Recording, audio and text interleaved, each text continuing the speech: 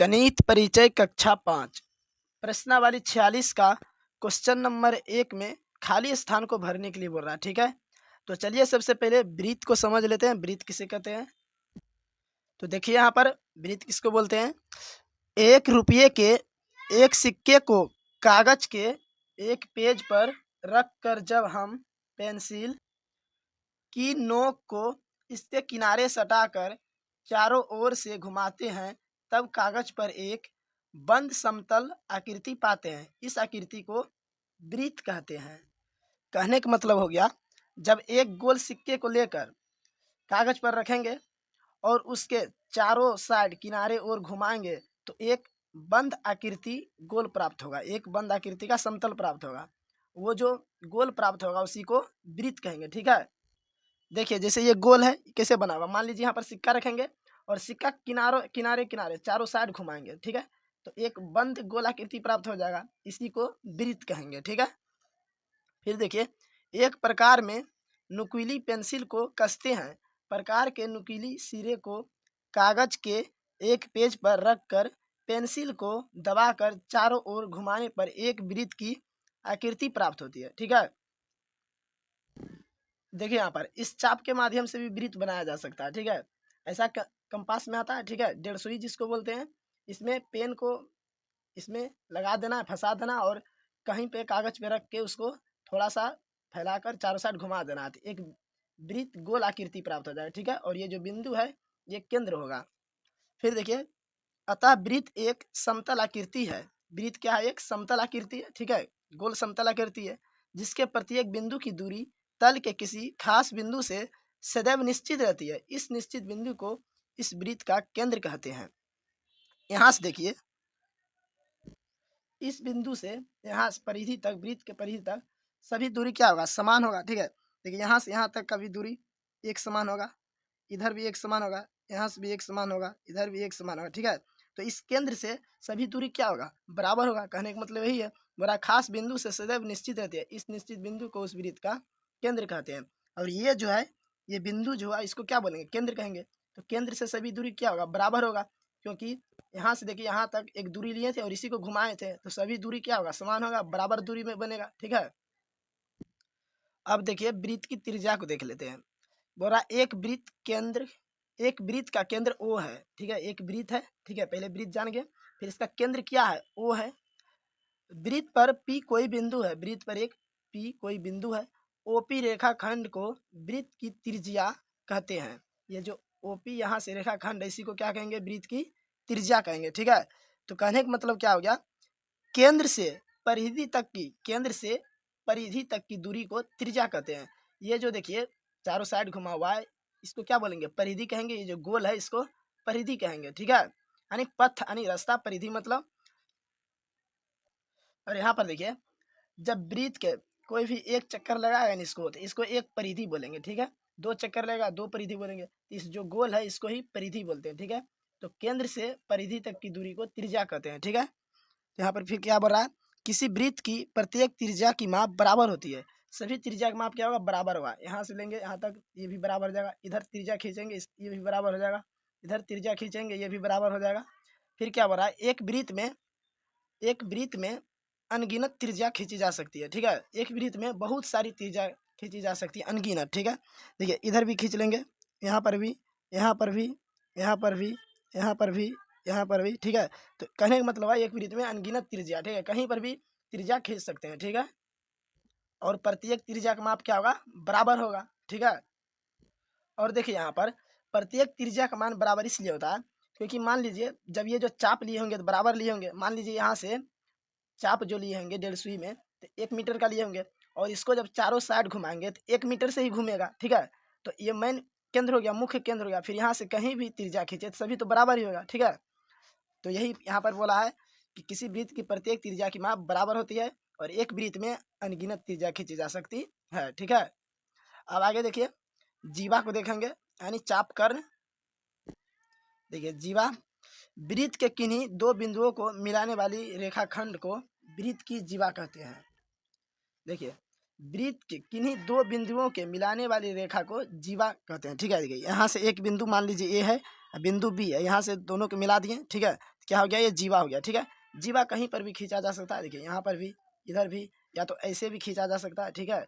जीवा कहीं भी खींचा जा सकता है, ठीक है। तो कहने का मतलब हो गया, वृत्त के एक परिधि से दूसरे छोर के परिधि तक मिलाने वाली रेखा को व्यास कहेंगे, ठीक है, जीवा कहेंगे, सॉरी जीवा कहेंगे। एक परिधि से दूसरे परिधि तक मिलाने वाली रेखा को जीवा कहेंगे, ठीक है। अब देखिए व्यास, ओ केंद्र वाले वृत्त की एक जीवा ए भी है जो वृत्त के केंद्र से होकर जाती है, इस जीवा को वृत्त का व्यास कहते हैं, ठीक है। देखिए ओ केंद्र वाले वृत्त की एक जीवा जो ए बी से होकर गुजर रहा है, ठीक है, और इसी को व्यास बोलेंगे, ठीक है। तो जीवा को कहीं पर भी खींच सकते हैं, ठीक है, इधर से भी खींच सकते हैं, सिर्फ केंद्र से जाना चाहिए, ठीक है। केंद्र से अगर एक परिधि से दूसरी परिधि तक मिला रहे हैं तो उसको जीवा बोलेंगे, ठीक है। देखिए केंद्र से जा रहा है, इसको केंद्र बोलते हैं, यहाँ से यहाँ तक जा रहा है, ठीक है। तो क्या बोला यहाँ पर, वो केंद्र वृत्त की एक जीवा है, ये क्या है, वो केंद्र एक वृत्त का जीवा है, ठीक है। तो जीवा, ये जीवा का सबसे बड़ी व्यास हो जाएगा, ठीक है। और ये व्यास जो है ये भी एक तरह से जीवा ही है, क्योंकि जीवा को कहीं पे खींच सकते हैं, ठीक है। देखिए यहाँ से जीवा यहाँ खींचे, यहाँ खींचे, कहीं पर भी खींच सकते हैं, ठीक है। तो यहाँ खींचते खींचते मान लीजिए यहाँ इस जगह पे आ जाएगा, तो ये इस केंद्र से जो मिलेगा इसी को व्यास कहेंगे, ठीक है। फिर अतः व्यास वही जीवा है जो वृत्त के केंद्र से होकर जाती है, व्यास वही जीवा है जो वृत्त के केंद्र से होकर जाती है। क्योंकि किसी वृत्त की त्रिज्या की माप बराबर होती है, अतः ओ ए बराबर ओ बी, ठीक है। ये जो है दोनों का माप बराबर होगा इस व्यास का, ठीक है। मान लीजिए ये 8 सेंटीमीटर है, तो आधा करेंगे कितना हो जाएगा, 4 सेंटीमीटर का, और 4 सेंटीमीटर का, तो ओ ए बराबर ओ बी हो जाएगा। यहाँ पर भी 4 सेंटीमीटर, यहाँ पर भी 4 सेंटीमीटर, दोनों क्या होगा, बराबर होगा, ठीक है। व्यास जो है दो त्रिज्या से मिलकर बना है, ठीक है। त्रिज्या क्या बताएं, ये जो केंद्र है ये से आधा जो हाफ है इसको त्रिज्या बोलेंगे, ठीक है। और फूल जो खींच दिए पूरा इसको व्यास बोलेंगे। तो यहाँ से यहाँ तक की इसको त्रिज्या त्रिज्या बोलेंगे, और फिर इधर से इधर को त्रिज्या बोलेंगे। ये दो त्रिज्या से मिलकर एक व्यास बन गया, ठीक है। तो यहाँ से यहाँ तक की दूरी मान लीजिए 8 सेंटीमीटर है, दोनों बढ़ जाएगा 4-4 सेंटीमीटर में। तो वही बोल रहा है ओ ए बराबर ओ बी, यानी इस दूरी यहाँ से इस दूरी और ये दूरी दोनों बराबर होता है, ठीक है। इस तरह वृत्त का व्यास उसकी उसकी त्रिज्या की दुगनी होती है। त्रिज्या का क्या होता है, दुगनी होता है। मान लीजिए एक त्रिज्या 4 सेंटीमीटर है, तो ये टोटल क्या हो जाएगा, 4 दूनी 8, 8 सेंटीमीटर। तो त्रिज्या का व्यास क्या होता है, दुगनी होता है। यही कारण है कि त्रिज्या का अर्धव्यास भी कहते हैं, त्रिज्या को अर्धव्यास भी कहते हैं, ठीक है। ये पूरा को व्यास बोलते हैं, अगर यहाँ से आधा खींचे तो इसको त्रिज्या बोलेंगे, या तो अर्धव्यास भी बोलेंगे। किसी वृत्त में अनगिनत व्यास खींचे जा सकते हैं, तब प्रत्येक की माप बराबर होती है। किसी भी वृत्त में अनगिनत यानी अनेक व्यास खींच सकते हैं, ठीक है, और प्रत्येक की माप क्या होगा, बराबर होगा। सिर्फ केंद्र से जाना चाहिए, ठीक है। देखिए यहाँ से खींचेंगे, ये भी केंद्र से जा रहा है, इसको भी व्यास बोलेंगे। इधर से खींचेंगे, केंद्र से जा रहा है, इसको भी व्यास बोलेंगे। इधर से खींचेंगे, ये केंद्र से होकर गुजर रहा है, इसको भी व्यास बोलेंगे, ठीक है। फिर क्या हो रहा है, किसी वृत्त का व्यास उसकी सबसे बड़ी जीवा होती है। किसी भी वृत्त का व्यास क्या होता है, वो सबसे बड़ा जीवा होता है। तो सबसे बड़ा जीवा क्या हो जाएगा, वृत्त का व्यास, ठीक है। वृत्त का व्यास सबसे छोटा जीवा, देखिए इस इधर खींचेंगे, यहाँ पर ये छोटा जीवा होगा, ये छोटा जीवा होगा, फिर बढ़ते जाएगा बढ़ते जाएगा बढ़ते जाएगा, तो सबसे बड़ा जाएगा यहीं पे आएगा, तो इसको व्यास भी बोलेंगे। तो इसी को बोल रहा है सबसे वृत्त, किसी वृत्त का व्यास उसकी सबसे बड़ी जीवा होती है, ठीक है। ये सबसे बड़ी जीवा होती है। फिर परिधि बोल रहा है, परिधि क्या है, वृत्त को घेरने वाली वक्र पथ की माप उसकी परिधि कहलाता है। ये जो वृत्त है इसको घेरने वाली क्या कहेंगे, परिधि कहेंगे, ठीक है। मान लीजिए ए बिंदु है, यहाँ से स्टार्ट करेंगे चलना, फिर से आकर चलते चलते चलते आकर फिर से यहीं आएंगे, इसको परिधि बोलेंगे, एक चक्कर को एक परिधि बोलेंगे, ठीक है। तो चलिए अब क्वेश्चन को सोल्व करते हैं। तो देखिए एक नंबर क्या है, वृत्त की परिमिति को डैश कहते हैं, यानी वृत्त की परिमिति को क्या कहते हैं, परिधि। को नंबर में भरा जाएगा, परिधि भरा जाएगा, ठीक है। देखिए वृत्त की परिमिति को परिधि कहते हैं, जो माप है वृत्त है ये, ठीक है, इसका जो माप है यानी चक्कर जो घुमाया इस दूरी को माप को क्या कहेंगे, परिधि कहेंगे, ठीक है। फिर देखिए ख नंबर है, व्यास 2 गुना त्रिज्या होता है। व्यास क्या होता है, त्रिज्या का 2 गुना होता है। तो यहाँ पर क्या लिखेंगे, ख नंबर में त्रिज्या, यहाँ पर क्या भरा जाएगा, त्रिज्या। तो व्यास बराबर 2 गुना त्रिज्या हो जाएगा, ठीक है। फिर गो नंबर है, जिस रेखा खंड के दोनों अंत बिंदु वृत्त पर होता है उस वृत्त की क्या कहेंगे, जीवा कहेंगे, ठीक है। तो गो नंबर में क्या भरेंगे, जीवा। देखिए यहाँ पर क्या बोल रहा है, जिस रेखाखंड के दो अंत बिंदु वृत्त पर होते हैं, मान लीजिए कि यहाँ बिंदु है, एक यहाँ बिंदु है, दो अंत बिंदु है, यहाँ से यहाँ तक की दूरी क्या कहेंगे, जीवा कहेंगे।